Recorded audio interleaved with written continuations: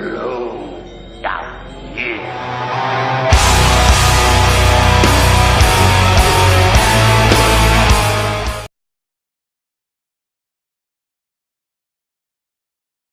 Hey everybody, this is Atticus the Death Metaler, and we are up and ready for another part 4. And just like with the last one, this one is gonna be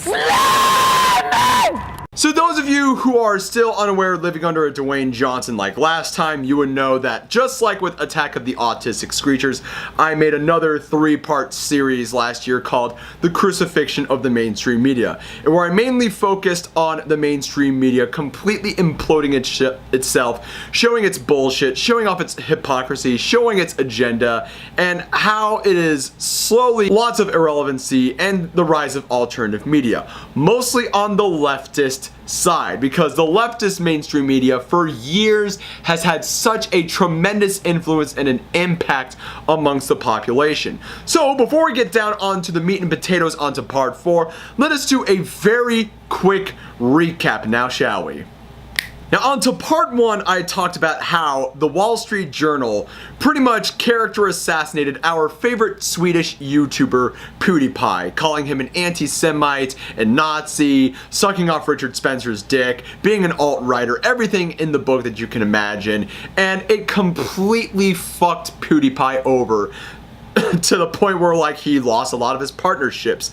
And I mostly talked about how alternative media was gaining the rise while the mainstream media was just showing how it's basically become the mafia in a sense. And on to part 2, I talked about MSNBC's Rachel Maddow and how she wanted to show the world Donald Trump's tax returns when in fact it just showed she proved the whole world that Donald Trump actually paid his taxes. Paid more taxes than Barack Obama, Bernie Sanders, and MSNBC's parent company Comcast combined.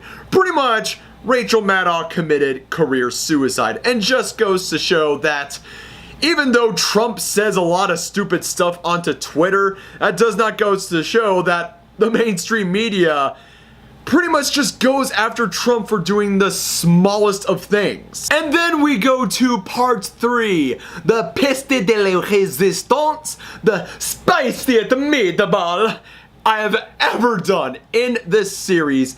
Part 3 is where I talked about CNN, Commie News Network, absolutely getting triggered to oblivion over a GIF that Donald Trump tweeted, and where they were triggered so hardcore that they attempted to dock drop the Reddit user that made that GIF. And it just showed the entire world that CNN is willing to do anything to make themselves more relevant, which is absolutely sad.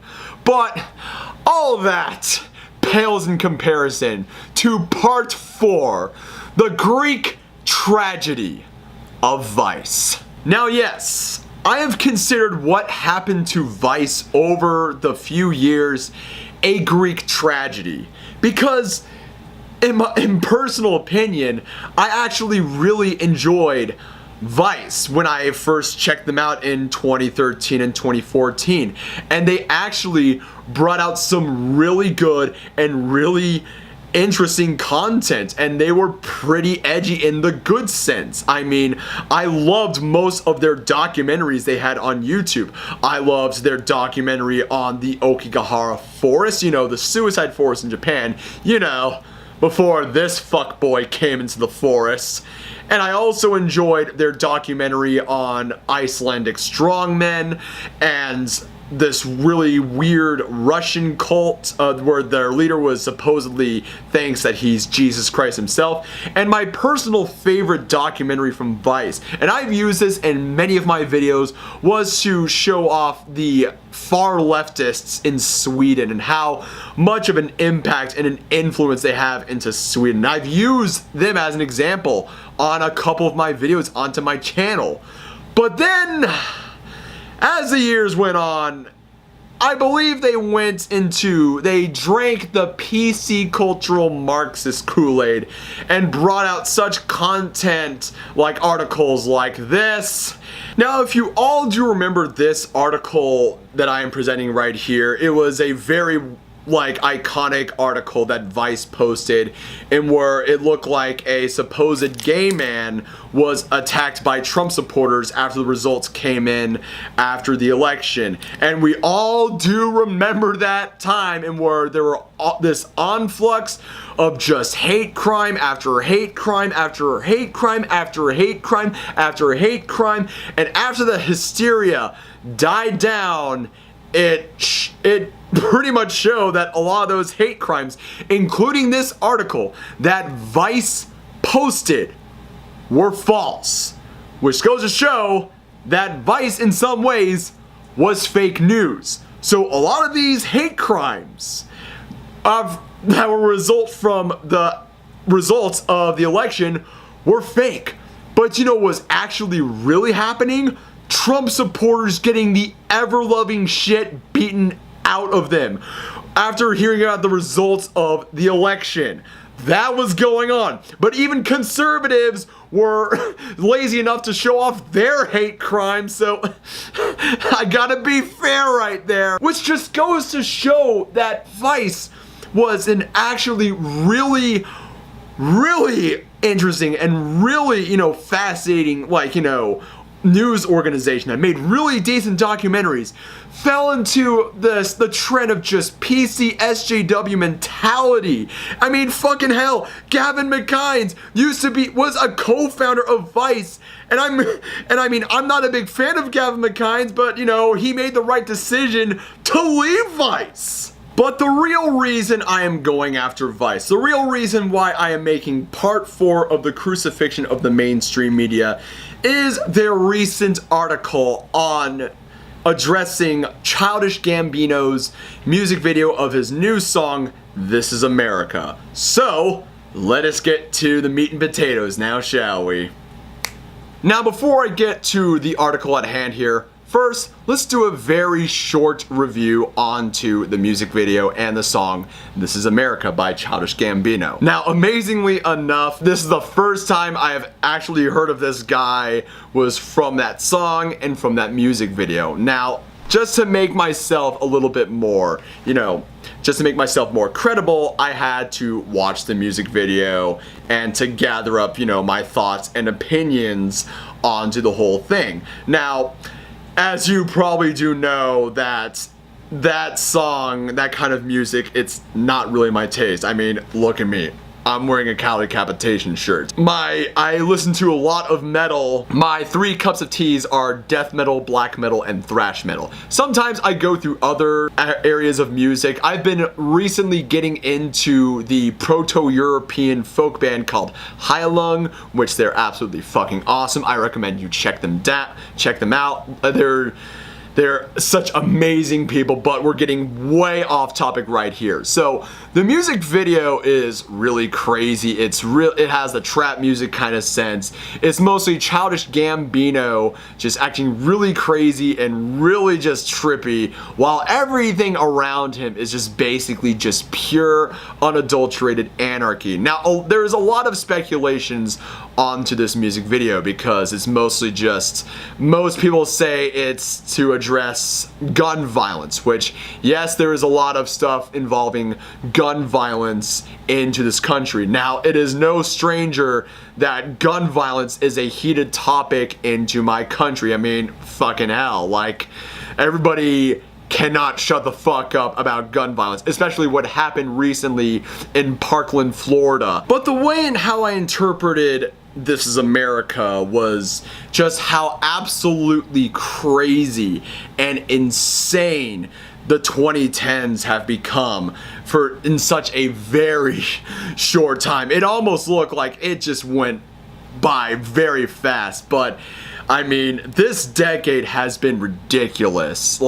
from my point of view, that's what, the song spoke to me in some ways. Now, there are many interpretations of this, but like basically for me, it was on how insane and crazy and chaotic the 2010s have become. I mean, we've seen the Arab Spring go on, the start of the Syrian Civil War, which has been going on for 8 years, Barack Obama being elected a second term, then we had the emergence of the raging regressive left, then the Syrian Civil War going to the point in where we not only have a refugee crisis, but a migrant crisis that is causing the cultural and demographic suicide of Europe. Then Black Lives Matter happens, which started off as a good cause, but then became more black supremacy in a sense. Then you had Donald Trump announce his presidency, and then the 2016 election, which, oh boy, we are still not over that. Then the election gets its results in, and just Charlottesville happens, then Parkland, and then we are down to here. So in a sense, yes, that's what the song is like to me. But a lot of other people are interpreting to, like, Easter eggs, as in Childish Gambino wearing Confederate rebel trousers, him posing in Jim Crow paintings, and him, doing that Jim Crow grin. And not to mention, there were, signs of, like, Dylan Roof doing the Charleston shooting, and, how society cares more about guns than, taking care of the people. And a lot of people are breaking out on these Easter eggs and stuff, which, in a sense, it's like, yeah, all this shit is going on, and yet we're being distracted, just, distracted over the not simple shit going on. And that is what Childish Gambino is trying to do. Now, in a sense, I could see where he is going at, but if we try to, like, focus more on these crazy stuff, it's like we would be absolutely going insane. But I mean, we've been going insane for like throughout this entire decade, and it's insane right now. And most of the time, a lot of people are just, trying to get distracted by, trying to distract themselves by, dark comedy and shit and like that, and memes. And funny enough, memes is mostly what I'm gonna be talking about, in which we are going to the reason why I am going after Vice. So, not too long ago, May 8th, 2018, Vice posted an article which it read, "For the love of God, don't meme Childish Gambino's 'This Is America' music video." That is the headline. That is the fucking headline right there. I mean, if you think I'm bullshitting or not, like, watch this right here. For those of you who think I'm actually bullshitting that this article actually exists, this is the article right here. And this is the link, https www.vice.com. All this right here, all in the description below, and I am filming it right now. This is real life. This is actual real life here. And the fact that it was written by this wonderful soy boy over here. And I did a little bit digging onto his Instagram. And this lovely specimen here looks like the type of guy that would absolutely smile in delight while Childish Gambino himself plows his girlfriend while holding his girlfriend's son in his hands. What a champ you are, Beckett Muffson. What a fucking champ you are. Like, seriously, Vice made that article. They thought it was a good idea to actually, make the title, write the entire article down, and then post it. And then think that everyone is, gonna be like, okay, Vice, we'll take your word for it. We'll take your word for it. We won't make any memes over this. We won't make any memes. We'll take your word for it. And yet, right when this article was posted, people just threw that out of the way and made a plethora of memes. And I just get the feeling that Vice's reaction is like this. Here I thought your kind was supposed to be so enlightened, so much better than us, so much smarter. And yet you hide out here in the woods. I mean, oh my god. I mean, haven't these people ever heard of the Streisand effect? I mean, like one guy pointed out on my Welcome to Airstrip 1 video, after when Martin Sellner, Brittany Pettibone, and Lauren Southern were, detained and kicked out of the UK in order for them not to, preach supposed hate speech, they were put on a higher podium by Tucker Carlson and Philip DeFranco, in which they gained a bigger audience. Not to mention, they were featured in the Day of Freedom rally in England. So, congratulations. And I just love, like the tweets that are featured onto this Vice article, just getting all like salty and stuff. I mean, come on. Like, there have been people that have made worse memes of this. I mean, there have been people that made Holocaust memes, 9/11 memes, that you had people making Charlottesville memes. You had people that have memed the fuck out of the 2 Parkland survivors, David Hogg and Emma Gonzalez. This is nothing new. But then there's some people that thought, this music video was kind of funny in a sense, and they decided to make memes off of this, which I will show you this memes right away.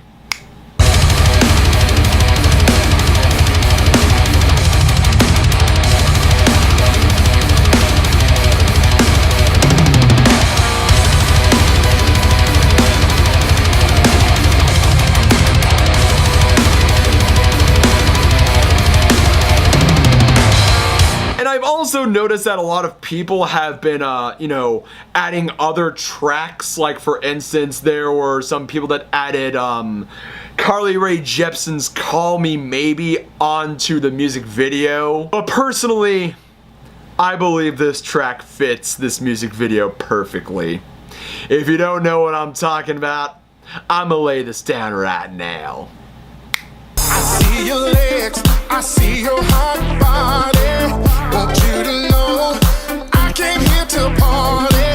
There's only one who can. Tariq Nasheed, my man! Woo! But to get a little bit, like, serious onto this thing, like, yes, I can understand that the music video that Childish Gambino was bringing out, the song in a sense, which, yes, we've become desensitized over the crazy anarchy, violence, and just, the regressive left and the alt-right clashing each other to the point where it's like, who knows, we might, be like what happened to Yugoslavia in the 1990s, where the balkanizing of Yugoslavia happened, and you've seen all this insane messed up shit happen in the Balkans during the 1990s and shit like that. I mean, that was a really crazy time and shit like that. And who knows, it may or may not happen, but I do know that a lot of political instability has been going on